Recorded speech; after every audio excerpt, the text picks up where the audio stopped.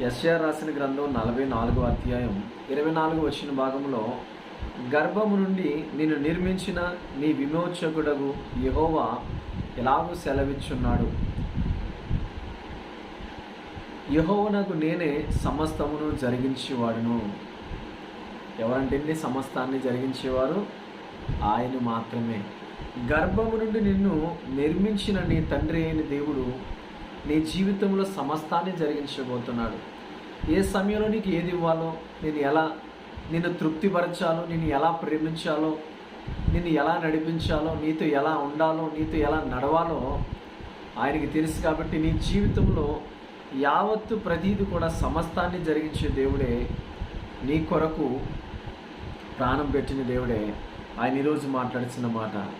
యెహోవానగు నేను ఇలాగూ సెలవిస్తున్నాను. ఆయన సమస్తాన్ని జరిగించేవాడు ఆయనే. మరి సమస్తాన్ని జరిగించే దేవుడు నీకుండగా నీకు దిగులెందుకు, దుఃఖం ఎందుకు, ఈరోజు కన్నీరెందుకు? ఆయన పాదాల చెంత మొర్రబెట్టు, ప్రార్థించి, విజ్ఞాపన చేయి.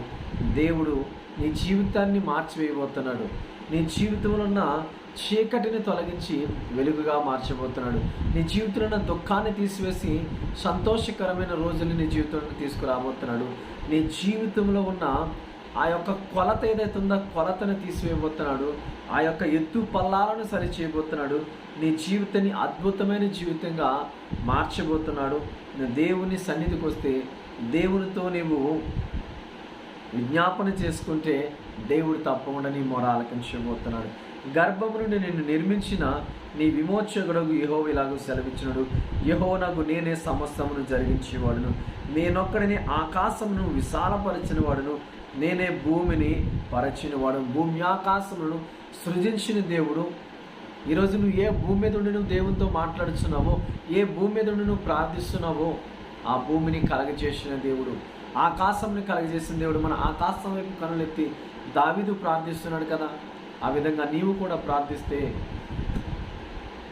ఆ భూమి ఆకాశము సృజించిన యెహోవా అయిన దేవుడే నీ జీవితాన్ని అద్భుతంగా మార్చివేయబోతున్నాడు. ఆయన ఈరోజు వాక్యం ద్వారా మాట్లాడుతున్నాడు. నేనే అంటున్నాడు ఆయన తప్ప వేరొక్కరు లేరు నీ జీవితాన్ని బాగు చేయాలంటే, నీ జీవితము ఉన్నతమైన జీవితం ఉండాలంటే ఆయన తప్ప ఎవరు కూడా మార్చలేరు. ఉదాహరణ చూసుకుంటే దావీదు జీవితాన్ని ఉన్నతముగా మార్చిన దేవుడు. తన అన్నలే తనని కొట్టివేశారు, తన అన్నలే అమ్మివేసిన యోసేపు జీవితాన్ని ఉన్నతమైన జీవితంగా మార్చిన దేవుడు నీ జీవితాన్ని కూడా మార్చివేయబోతున్నాడు. ఒకవేళ నిన్ను కూడా నీ బంధువులే కొట్టివేశారా, నీ స్నేహితుల్ని నెట్టివేశారా, ఆయన నిన్ను ఈరోజు